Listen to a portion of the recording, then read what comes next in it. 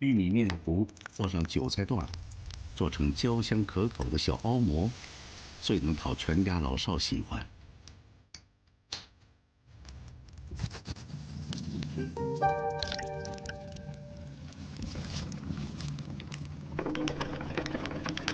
运用杠杆原理，把面团挤压成长条。北方人称它为饸饹。饸饹床架在灶沿上，面条成型后直接入锅。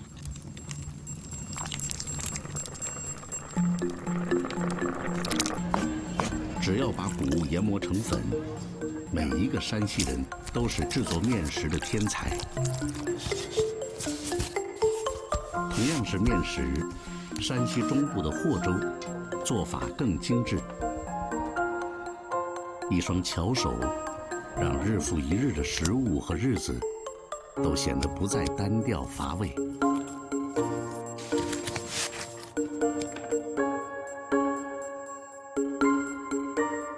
新婚的女儿回门，娘家会制作枣花馍，馍的数量和花样代表了对女儿的疼爱程度，没有一个母亲会怠慢。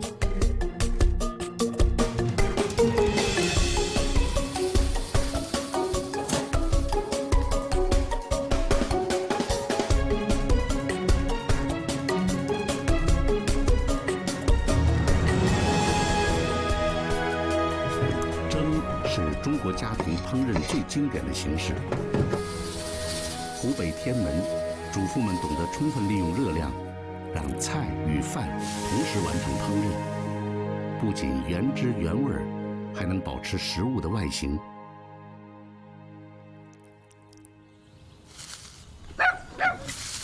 寡淡的饸饹必须搭配浓烈的卤子才能出彩。这顿饭过后，还有更繁重的劳动等待着丈夫们。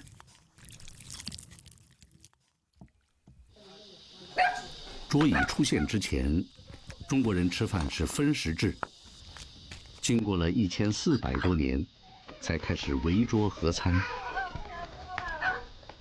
4代同堂为丰收团聚起来。尽管是最普通的家常饭菜，也要讲究落座的顺序和朝向。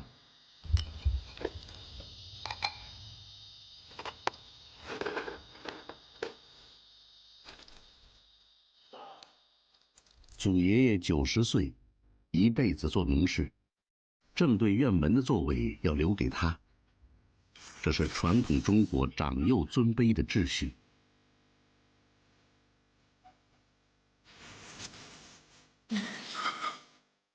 吃着自己种的粮食，一家人因为勤劳而感到踏实。无论天南海北，只要属于家庭的重要时刻，中国人都会团聚在餐桌周围，感受着血缘亲情的凝聚和抱团生存的力量。肉类富含脂肪，转化成身体所需的热量，是等量蛋白质和碳水化合物的2倍。上好的带皮五花肉一定要肥瘦相间。这门手艺是子玉母亲来上海后跟邻居学的。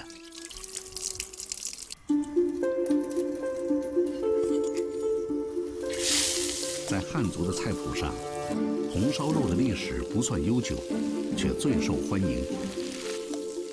猪肉、酱油常见易得，烹饪不需要高深技巧，只需付出时间和耐心。这让红烧肉成为中国家常菜的经典。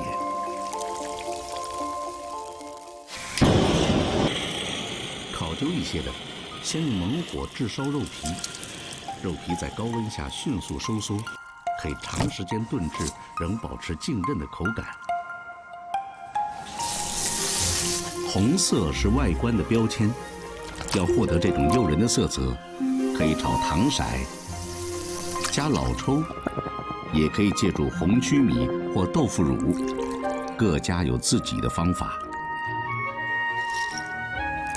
肉汤不容浪费，无论加入什么食材，吸饱汤汁后都会变成红烧肉最默契的配角。火候的老嫩，味道的浓淡，各家各户千变万化。相对于技巧，倾注的心意才最值得回味。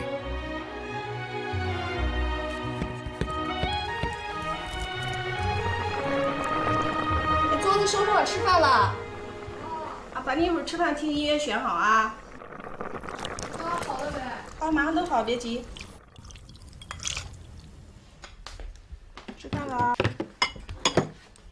你尝这个红烧肉。红烧肉、抻面，还有薄料滋，这是妈妈独创的搭配。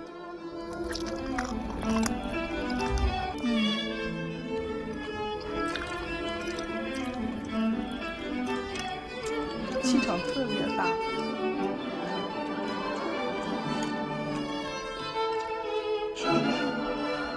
好。泡菜口感爽脆，滋味酸辣，四川人家中必备的看家菜肴。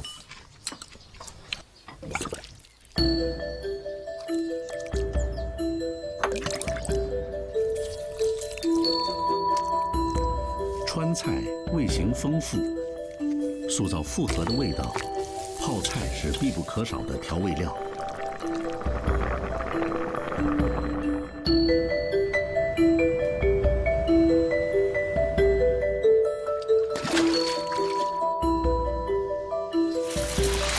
要制作地道的泡菜鱼，不能缺少泡姜、泡椒。热油逼出香辣气息，释放出酸性物质，不仅让鱼肉更加细腻，还能去腥提鲜。加入大叶薄荷，对酸辣的汤汁增添一种奇异的芳香。姐妈回来了。哎呀，你这段时间走到哪了？走了康定。康定哦，你看你头发。来，整齐整齐，最漂亮的鱼，整齐。鱼来了。再碰下杯噻，来，生日快乐。我从小住我姑妈家嘛，她就那种刀子嘴豆腐心，生怕把我带不好，没法向我父母交代。那每次回去，我姑妈管我吃什么，我说随便弄都可以，就那种感觉，觉得家里做什么都好吃。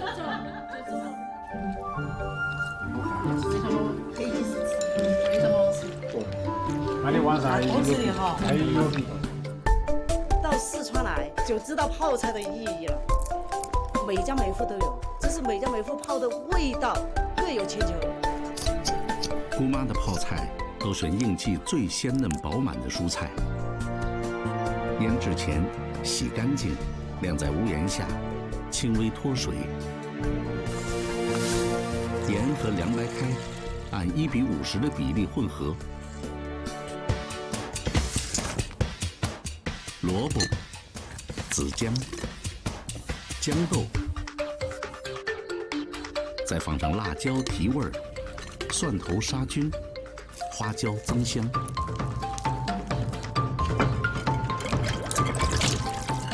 一切就绪，是请出老盐水的时候了。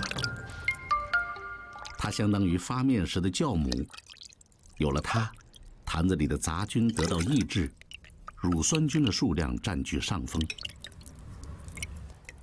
在这种菌的作用下，蔬菜中的糖转化成乳酸，造就了泡菜酸爽的风味儿。往坛眼里倒进清水，阻断空气和细菌。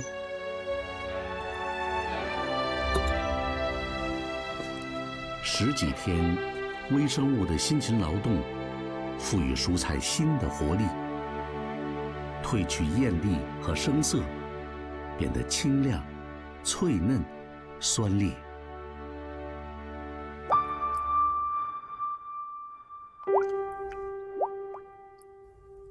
还有一种泡菜是梧桐的最爱，姑妈的手艺来自奶奶。新鲜蔬菜加煮熟的凤爪，浸在泡菜水中，只需1天，就是一道让人欲罢不能的爽口小菜。来，你声音好味道。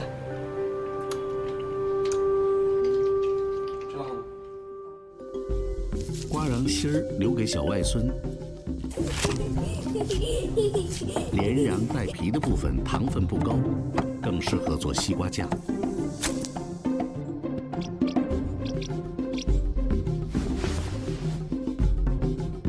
一年中最热的10天，菌丝成熟茁壮，显现出合格的黄绿色。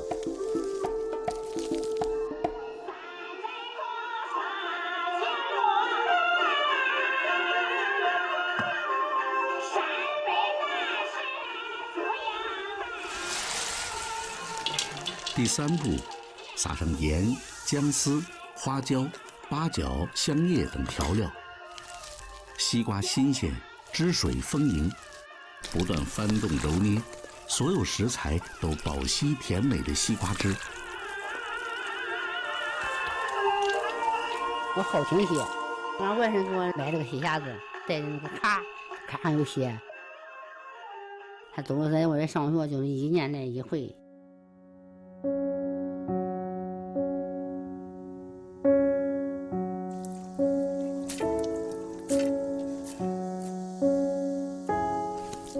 封进缸里的不仅仅是美味，还有期盼。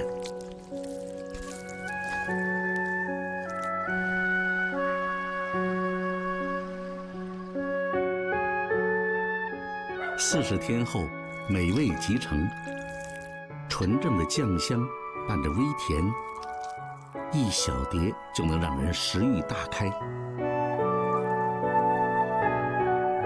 而对姥姥来说，西瓜酱最好的滋味，要等到儿女们回来，那是1年中最幸福的时光。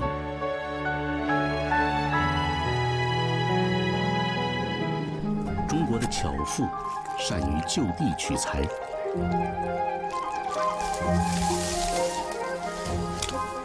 吴月珍正在寻找一种野茭白，当地人叫蒲笋。我从小吧就开始拔蒲笋，因为我在辽河边长大的，那个河边哈从来没拔遍过，它都是自然生、自然长的东西，不用上肥，也不用人就是饲料，到那嘎采完事儿回来就可以吃。下一季蒲笋到来前，最后一次采摘，吴月珍有自己的打算。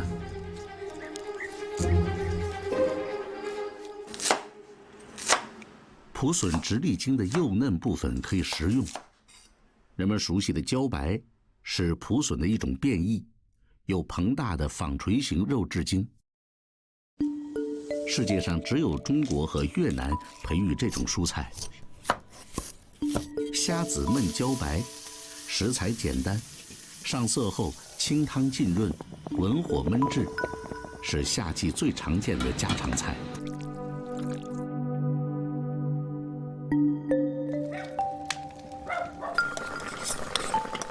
新鲜采摘的蒲笋，炒一盘蒲笋烧肉，用东北话说鲜灵。剩下的蒲笋晒起来风干，可以长时间保存。精明的主妇都会早做准备。淮阳地区的水塘里，人们追逐另一种生命力顽强的野菜。虽然它和蒲笋有着相同的生长环境和相似的名字，但它们是2种完全不同的植物。很多菜系里都有它的位置。蒲菜切碎，打进蛋液，摊成饼状。扬州的这种烹饪方式，用鸡蛋的柔软凸显蒲菜的脆爽。做成馅儿料包饺子，这是淮安的名点。咬一口，蒲菜的异香让口腔和鼻腔共同形成了立体的感受。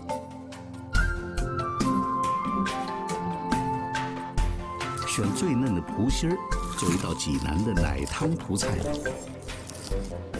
寻常人家不备高汤，用面粉炒糊，也能调制出浓稠的奶白色汤汁。加上火腿、香菇和冬笋的陪衬，鲜香倍增。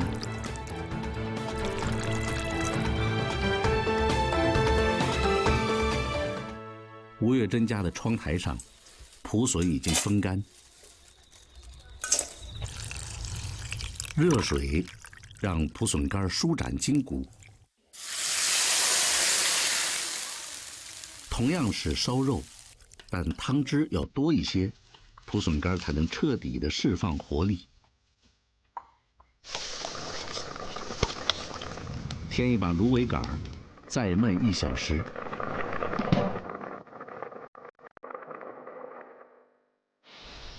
水稻成熟的季节，南方的蒲菜落市，但对吴月珍来说，它仍有利用的价值。蒲草晒干，能编织成各种生活用品。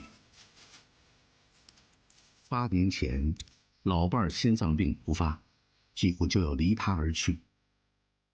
他揽下家里地里所有的活，悉心照料老伴儿5年，坚韧的像蒲草一样，维系着这个家。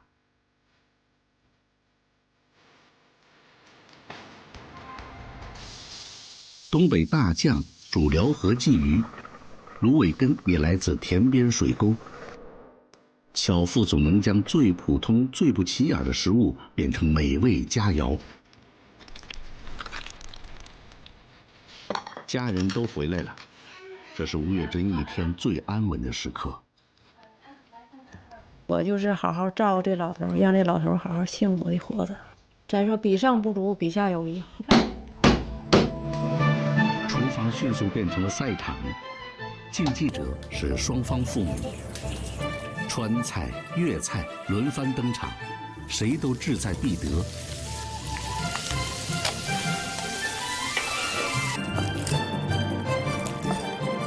与其说展示的是老人们毕生的厨艺，不如说表达的是迎接新生命的喜悦。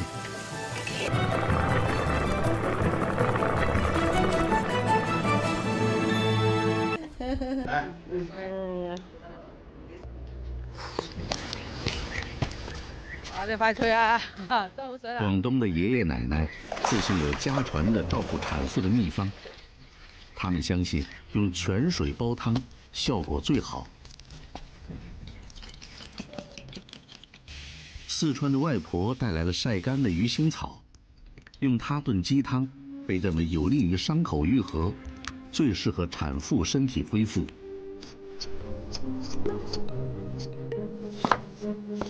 木瓜、甘甜风水和鲫鱼共同炖煮。中国传统医学认为，2种食材都有助于乳汁分泌，这是广东的做法。广东人爱喝汤，会煲汤。现代科学认为，任何对食物的加工都会造成营养不同程度的损失，但这绝对不能说服广东人。老火汤，广东人的骄傲。各种标志着保健功能的食材添加在砂煲里，经过数小时文火慢炖，食材的香味素反复释放，煲出的汤汁浓郁回甘，被赋予各种滋补的暗示。中国南方有喝汤的传统，江西人制汤是将小瓦罐装在大瓦罐里，放一盆木炭加温，叫慢煨。广东人的另一种炖汤也讲究一个慢字，借助的是蒸汽。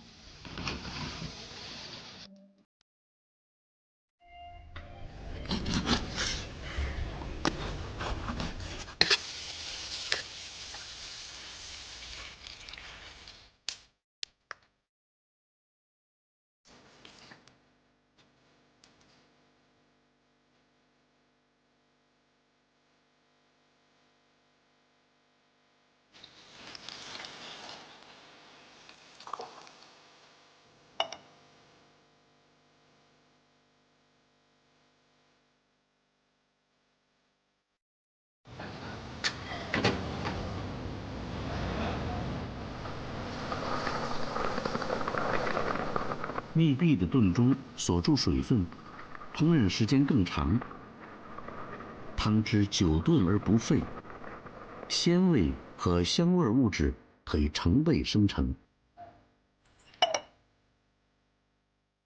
一碗最好的炖汤，讲究的是汤色如茶。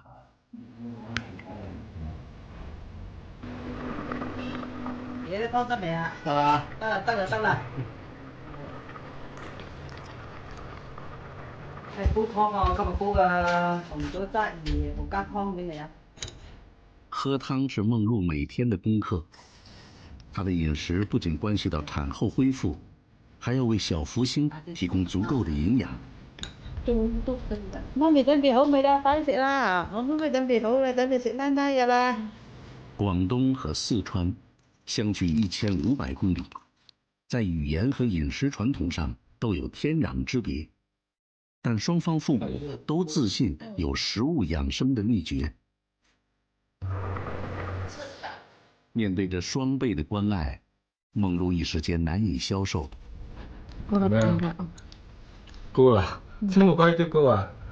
Thì mà mọi sự vật mình đã không làm ra con đâu.